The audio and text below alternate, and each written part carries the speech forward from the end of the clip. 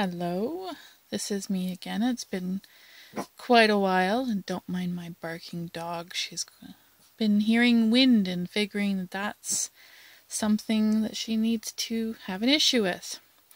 Anyways, I have pretties. Pretty. Yes. Well, those pretties and the big pretties are trying to take inspiration from this lovely thing. Shoni, enough! And, yeah, correct my dog. Continue talking. Okay, so, peacock feather. Why am I thinking peacock feather? Because rendezvous is coming up. So there is my little end that I'm going to start with. I didn't do from the very, very beginning where I cut, but I knew I was going to be doing 4 wires. And you see, I don't straighten them. I don't start that way because I tend to work with the curve of the wire instead of straightening it, because everything you do to wire hardens it. So I want it as soft and easy to manage as possible. Sorry, getting a little off camera there. I'm doing that thing where I wind backwards with the tail of it. Oop, look at that. I'm going to have to pull that in a little bit better. Okay, so I've got my base.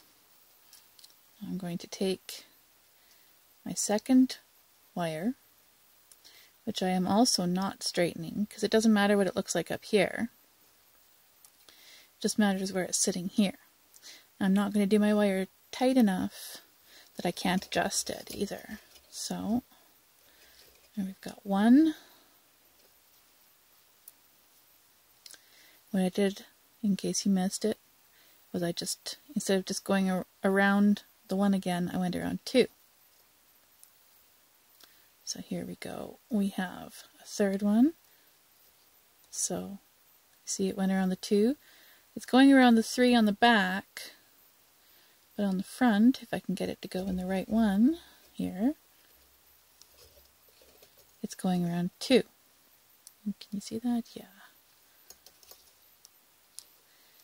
And I pulled tight on the back.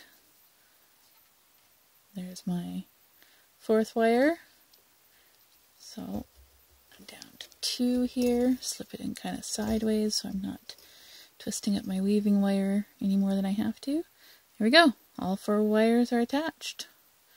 So this would be the point where I decide if I'm going back down around or if I am doing a triangular thing, or if I'm doing the fronds, or what I'm doing. And what am I doing? Let's see. Halfway would be there, so I'd have to do up to at least there. Do I want it solid? Well, I want it far enough apart that I can thread into it if I need to. So let's do the frond one. There we go. And there, I'll give it distraction, the pretties out of the way so you can see. Pardon the stuff on the mat. And up. There we go. See, we are back up. Now, this is what I mean by fronds. Kind of looks like fronds going out. Now, when you do this, you can just do up and down fronds, or you can do a few weaves across this top wire that keeps escaping me. Or a few coils across it, I mean. Let's see, 1. Come on, get in there. Darn thing. 2. My plier fingers aren't working that well today, apparently.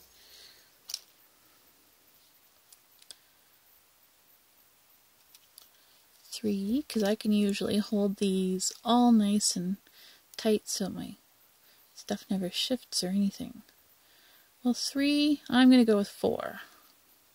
Then I'm going to go back down again and do the frond. And I just smacked my camera. You'll get used to that with me. I'm clumsy. So, over 2, into the second last gap. Now I don't want to be going over this one. I want to be going over the middle 2, and down across the back, and over the last 2, down across the back. Gotta tighten that up just a tiny bit. Now, we want to go back into this one here. If you look on the back, that's going to have just gone over the 1, and that's exactly what you want. This makes a neat pattern on the back too. Once I've done it for a little while, I'll show it to you, and it aids in making reversible pieces, which is what I always aim for. And if your weave looks as good on the front as it does on the back, you're doing good. There you go. See? Interesting weave on the back, eh? It's like short up one side, long up the other. And there's the fronds on the front. So we'll do on this one right here, 1, get in there, 2, sorry, I'm getting a little fast for my camera for focusing here, 3, and I'm using 20 gauge base wire and 26 gauge weaving wire. I usually like finer stuff, but this needs to be substantial because I'm planning on making it into a barrette. It could be made into a pendant. It could also be made into a pin without an issue. 1, 2, 3, 4. So now I go between the first 2 and back over, pull it down between the last 2. Pull tight. Tension is important to keep your weave looking even. Come on. Okay, there we go. And over the final 2. And there we go. There we got the down.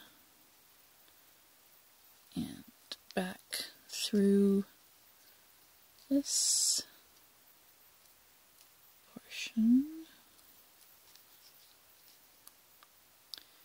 through the space of the center 2, and back up again. Squish. See? And my curve is this way, but I can easily turn my wires around through the weaving section, and now my curve is this way. It's not difficult to do. Okay, back onto this single wire. I'll show you how to do that weave one more time, and then I'm going to, I think, time-lapse my video from that point on. I'll do a quick little blurb of me finishing up the weave, but I won't be talking and explaining what I'm doing while I do it. I'm trying to make my videos a little shorter, not so taxing on the downloading people are having. And between these 2, focus over, between the last 2, over those 2, and back between the middle 2, focus, there we go, and go around the back one. over these two and between the middle two again and back up. Okay, kind of making a frond formation, and I'm going to do that all the way around the Rivoli. And then I'm going to take some of these back pieces and I am going to make support structures with them. So this will frame it, and then the ones on either side will support it. And if I have enough, I'll be able to go around this, and I'll be able to add one of these or two of these, one on either side. We'll see.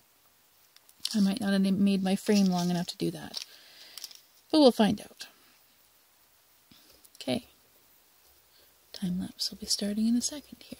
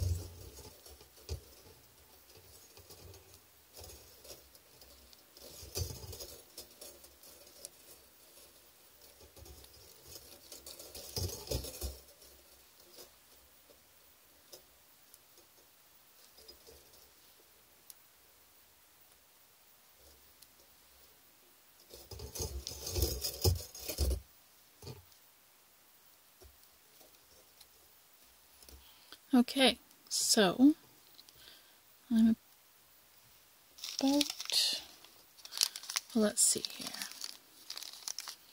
As I struggle with the bag, these things never want to open for me. Okay,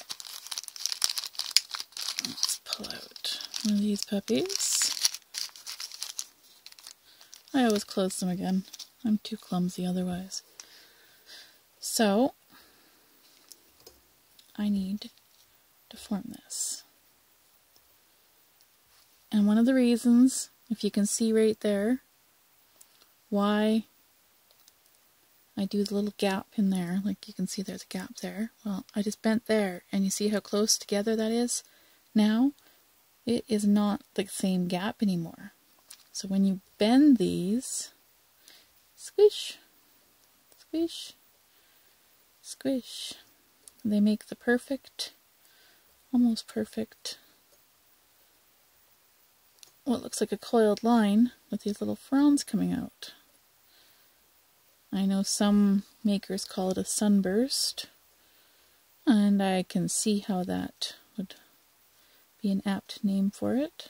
I don't know, they look more like fronds than a sunburst to me. I want that slightly more, see how it's a little squared off right here. Well, I may need to use my pliers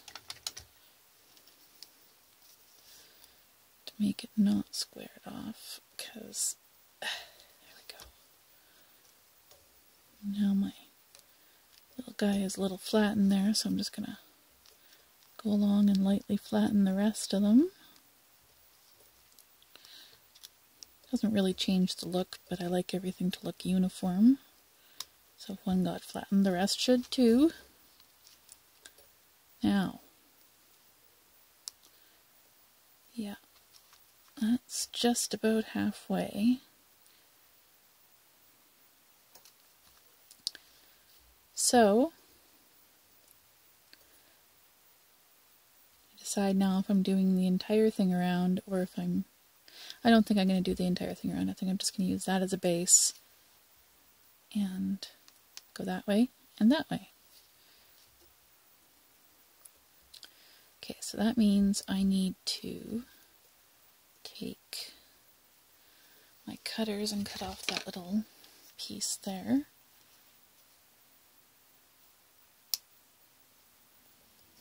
Never just let those go flying, because they end up in my feet. I've got a little dish, put that in the dish. Now I don't know how well you can see that on camera, but there's a little piece right there. It's pokey. So I'm going to take my pliers from different angles and squish it down to make sure that it is a finished piece, because the finishing touches are what make your piece, I don't know, professional would be the best thing to call it. I know I don't want to buy anything that doesn't have the finishing touches done. I'm picky about stuff like that. But I also don't go for bargain basement prices.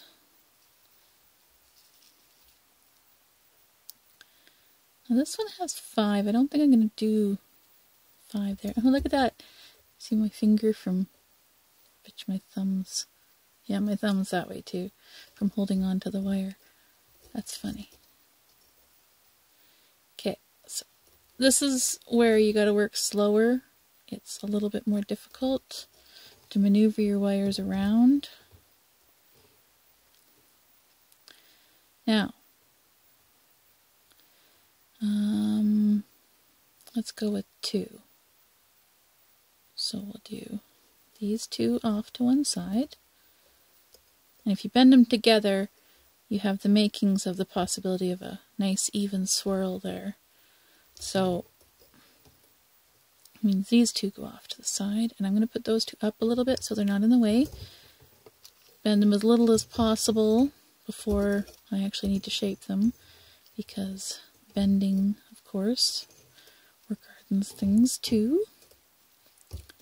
So right now, to carry on the 4 theme that I've been having through here, I'm doing 4-in-1 2-wire weave here.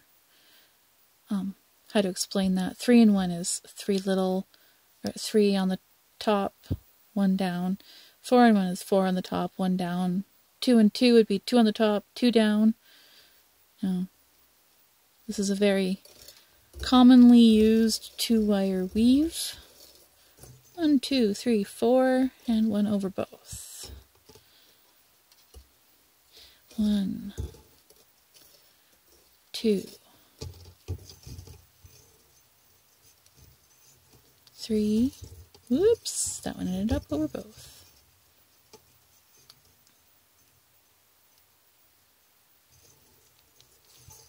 3.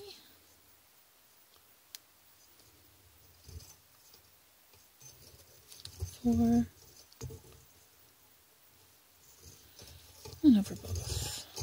Got a little kink trying to form there, so I'm just going to pull it basically straight, but not too hard, because pulling also work hardens. Yeah, all this stuff. I mean, you can soften your wire with a torch, or a pan, or a kiln, or I suppose your oven too. I would recommend, if you're doing any of those things, to look up how to do it first before trying to do it. And it's called annealing. 1, 2, 3, 4, 1 over both. And I anneal my wire with my torch. I have, let's see, here's my torch. It is a Ronson Tech torch. It is a big torch. It's not gigantic. It's big. It adjusts the flame. It's got a hands-free button, so if I start the flame, I press this in. I don't have to hold this the entire time. It's good for things like annealing and fusing and that sort of stuff. The rest of the time I just use it with the trigger. But I have a style of pendant that I will be showing. Do I have it? There we go. There's the pendant and the earrings together. I will be doing a video on this style. I can't tell you when, but I will be doing it. That involves balling and hammering and annealing and twisting and folding of the wire. Not quite the same weaving as this, but as you can see, I've been enjoying using my Rivolis. There's Rivolis with different finishes. Certain finishes work for certain weaves better than others. Like I tried that folding, balling, so on and so forth weave in copper, but I used a Rivoli that had this almost opaque finish on it, and it really didn't look that great. I mean, it's okay, it's pretty, but it's not up to my perfecting standards.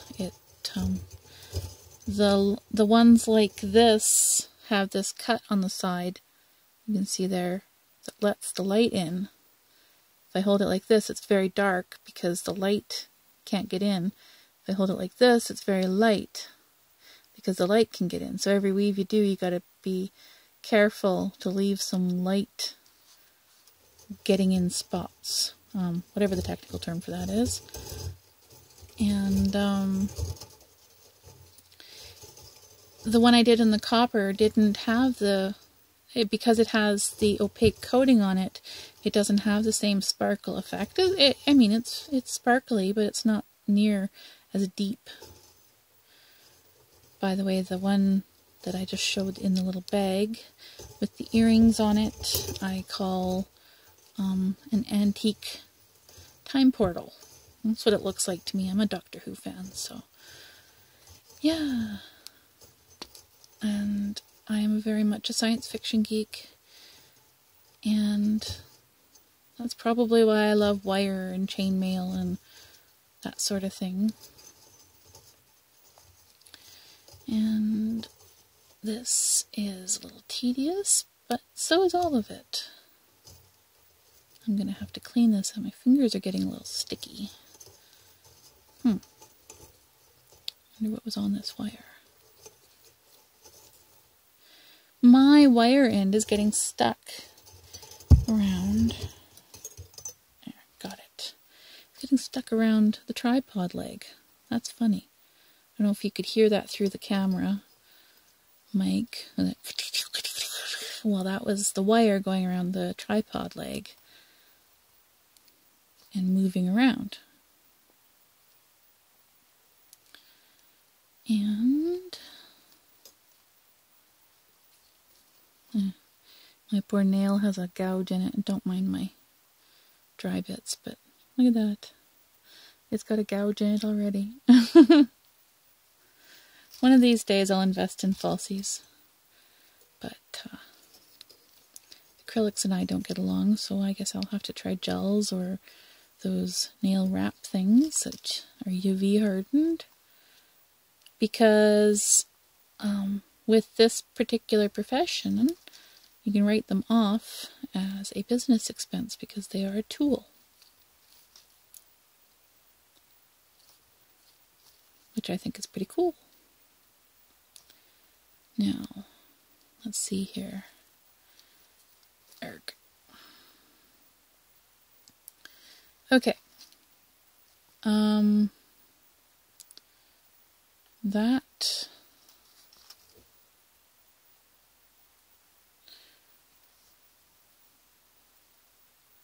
Yeah, I think I'm going to do a little bit more worth of that because I'm going to do a swirl right here with this before I pull it over. So that's 1, 2, 3, 4, and then 1 over. 1, 2, 3, 4, and then 1 over. I try and do like 1 to secure. I'm trying to decide where things are going. Oh, look at this tangle here. Okay, I need to take care of that before I do anything else. Because otherwise that's going to become a very kinked... I'm just holding the sides and then turning it against the coil or braid or whatever twist you want to call it. I just turn it against that and widen it as I'm doing it, and that takes it out. Okay. Stay! Goodness. There we go. So, thumb and forefinger holding onto here, pressing down with my other finger, and now we have a nice loop. And that will sit fine. You see how I thought I needed to do a little bit more? Well, I need to do a little bit more than that. So, 2, 3, 4, and 1 over.